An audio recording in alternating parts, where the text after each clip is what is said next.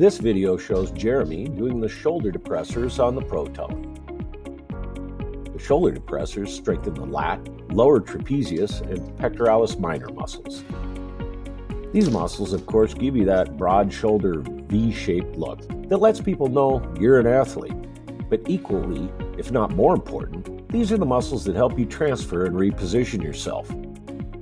So doing this exercise will not only make you look better, but feel better too.